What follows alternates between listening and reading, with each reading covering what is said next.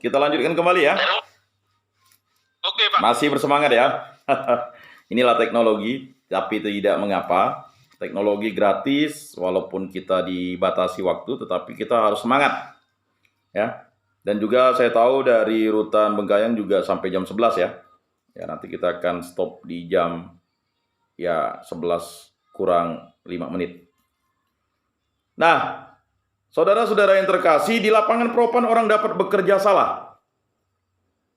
Nah, jadi ini mungkin saya tidak ingin menghakimi, tetapi mungkin kita di lapangan Propan orang dapat bekerja salah, dapat keliru. Kalau ia bersalah melawan hukum lapangan itu, nah itu. Nah, jadi sekali lagi, mungkin banyak yang bertanya mengapa harus masuk ke rumah retret ini. Karena dia bekerja salah, dapat keliru. Kalau ia bersalah melawan hukum lapangan itu. Jadi kita kan diikat di negara ini oleh hukum. Kalau kita salah dan kita keliru, lalu kita melawan hukum itu, ya resikonya kita berada di rumah retret ini.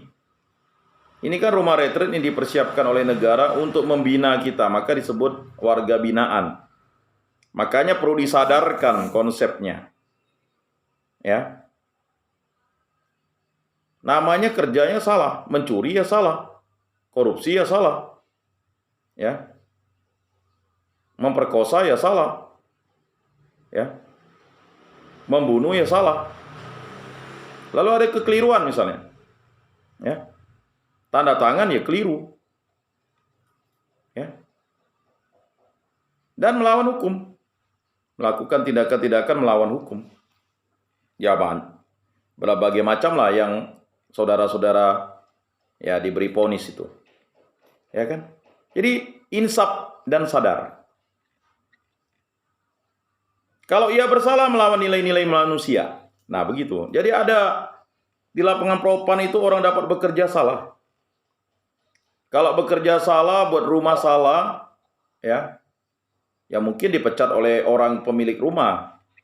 Tetapi kalau dia salah membangun ya jembatan, bahkan menyebabkan jembatan itu rubuh, dia bisa masuk di rumah retret ini kan. Walaupun dia bekerjanya sudah sesuai dengan spek, tapi salah. Lalu keliru. Ya. Keliru membaca gambar ya bisa rugi. Dan bisa juga harus membayar kerugian itu, tidak mampu membayar kerugian itu ya harus dibina oleh negara. Lalu melawan hukum, ya jelas. Udah tahu misalnya bangunan ini dengan kontrak sekian, speknya sekian, sesuai dengan kontraknya, ya kan? Tetapi dikurangi speknya, kemudian melakukan cara-cara tindakan gratifikasi, ya, suap dan sebagainya, ya melawan hukum. Lalu mengerjakan belum ada pagunya, bekerja dulu, ya kan, supaya bisa dapat dana atau markup dan sebagainya, ya melawan hukum.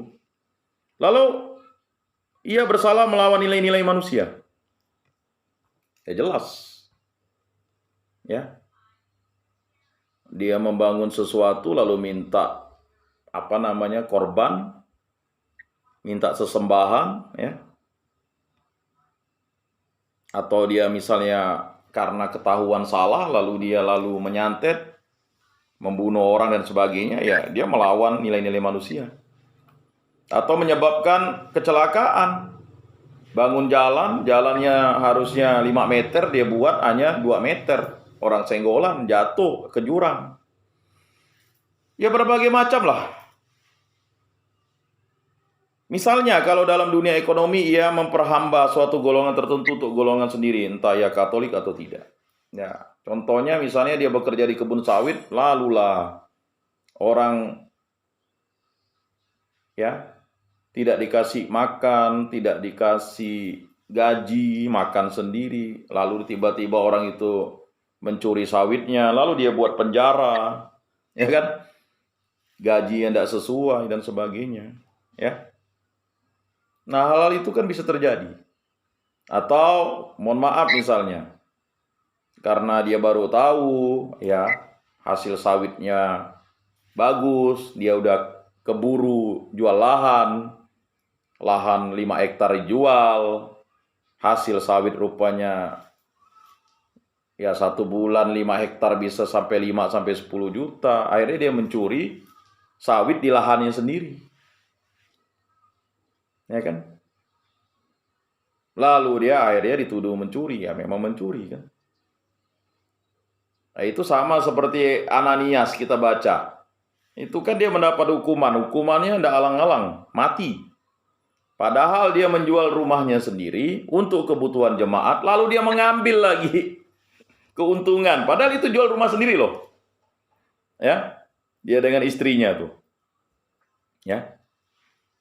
Lalu dia mengambil keuntungan dari menjual rumahnya sendiri. Karena apa? Rumahnya itu sudah diperuntukkan untuk jemaat dan seluruh hasilnya diserahkan kepada jemaat. Tetapi niatnya berubah ketika sudah mendapat uang. Nah ini,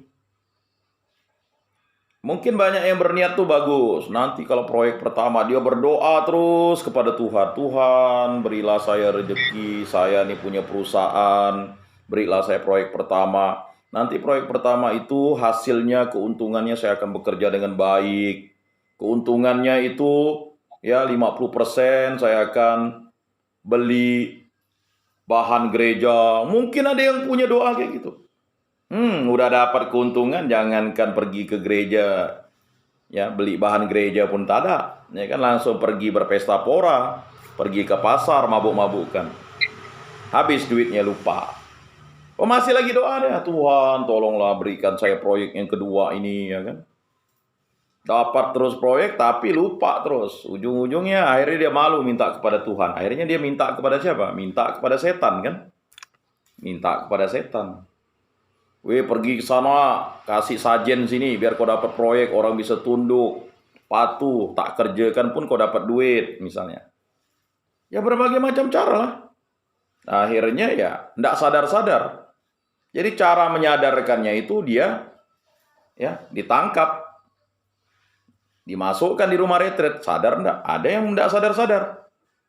Ya kan, tidak insaf-insaf. Masih juga dia di tempat retret ini berulah. Ya kan, tidak mau merubah diri, tidak insaf, tidak sadar, ya berbagai macam lah, mungkin lah, ya kan. Apalagi sekarang ya, tindakan-tindakan kekerasan terhadap anak di bawah umur, apalagi percabulan, ya pemerkosaan anak di bawah umur itu kejahatan yang luar biasa. Tuh ada 5 kejahatan luar biasa: korupsi, narkoba, ya kan, terorisme, kemudian kekerasan ya terhadap anak, kemudian pemerkosaan itu, percabulan itu. Nah itu bahaya ya. Jadi cara menginsapkannya itu negara memprosesnya. Tapi sadar enggak dia sudah masuk di tempat ini?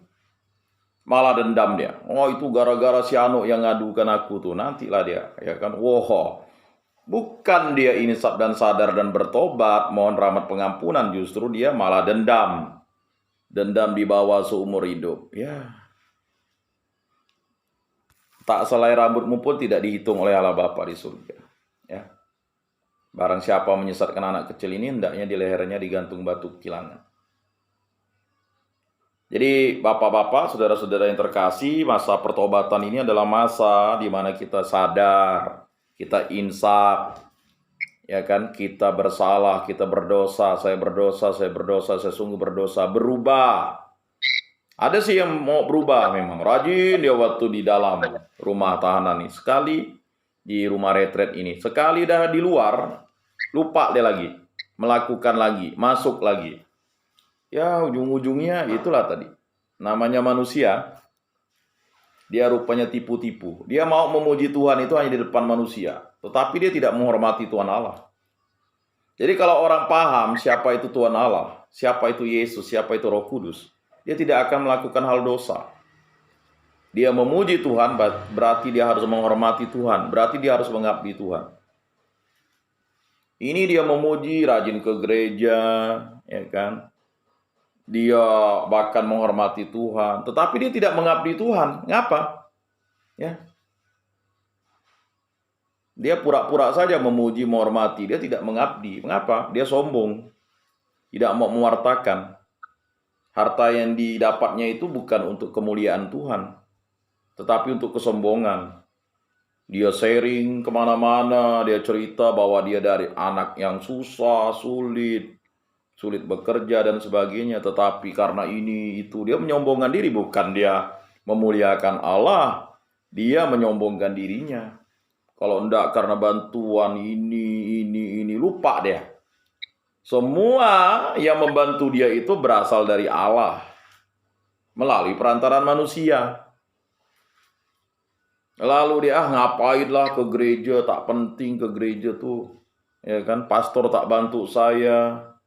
Ya kan, Pak Pendeta tak bantu saya yang harus bekerja siang malam, akhirnya saya sukses. Ya tunggu waktunya saja. Ya kan?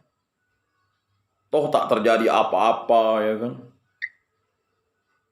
Wah, mungkin, ya kan? Akibatnya ya, kalau orang sudah lupa mengabdi Tuhan, akhirnya dia akan mengabdi ya kepada sesuatu yang sesat.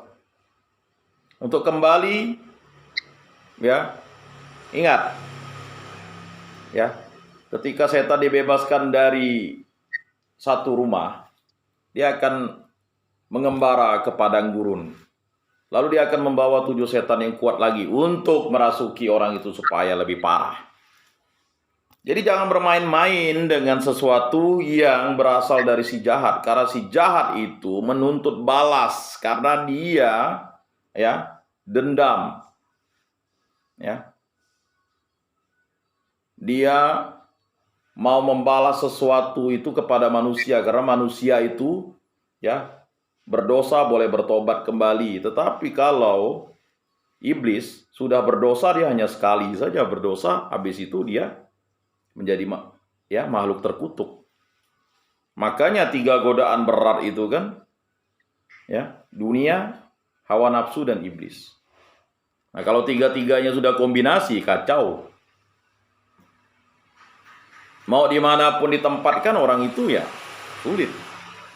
Makanya perlu keinsapan, kesadaran, dan rahmat pengampunan untuk membebaskan manusia itu dari belenggu dosa. Makanya Yesus Kristuslah yang membebaskan kita dari belenggu perbudakan setan, perbudakan dosa.